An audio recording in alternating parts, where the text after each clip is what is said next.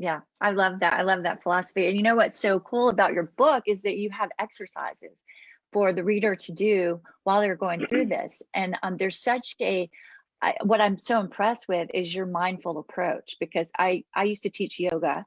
So this is a very yogi philosophy throughout the book. And you actually have with Elena Brower, she contributes that yoga side.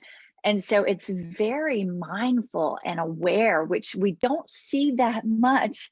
I mean, you wouldn't associate awareness with a divorce attorney. So kudos for you for being so mindful and aware, which gets me to the next question, which is about litigation, right? And there's such a downside, right? But here's where I really want to specifically talk about a subject. Say, like you mentioned, someone's really hurt and, you know, the other party ran off with another person and maybe there's a baby, whatever, you know, you can imagine the drama, right? And so what happens is the hurt party wants to have their day in court, because a judge, as soon as they hear this, will side with me. But what's the reality of that? Yeah, so what we think is important is so often not legally relevant. When I used to work for Judge Sunshine, I have to say his name because it's a great name for a divorce judge. He was always saying, you don't want this stranger in black robes deciding your life. And you know, judges have limitations. First of all, they're people, so we all have limitations because we're people, right? So they have their own biases, their own thoughts, their own experiences, and they're limited by the law. And the law does not care about a lot of things that we care about. And the law is not going to help you create a carefully nuanced separation agreement. You know, like, oh, well, you know, I give him Friday for pizza every week, you know, pizza Friday at Dad's. Like, I don't care about that. Well, you could, if you mediate, you can put whatever you want in the agreement.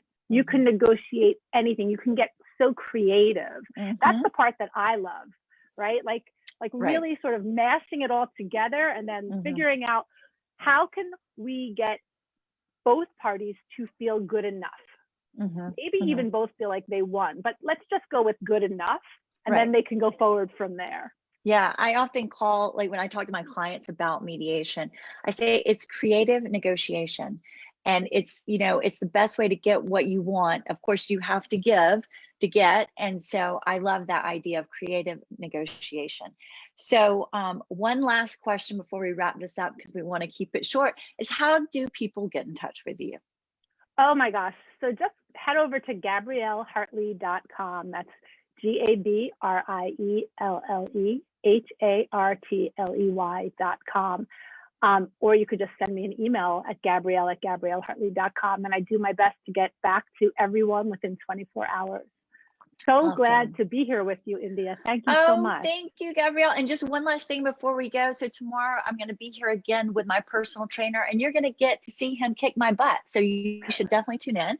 It's the master series all week. And then we're ending on Friday with a master class. It's how to get the right mindset in divorce, so it all fits together. And again, thank you so much, Gabrielle. This has been a pleasure. And I wish we were closer so we could go have some coffee, because we just hit it off so well. There's one last thing. So I know you're half Italian. I speak a little Italian, and because I lived over there for a little bit. What is the saying you say? Piano, piano. What is it? Si fa lontano. Piano, piano, si fa lontano. Slowly, slowly, you go far.